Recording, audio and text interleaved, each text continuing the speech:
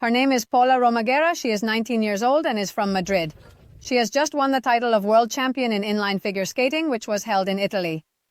Paula balances her sports career by sacrificing many hours of her personal time and combining sports with her studies.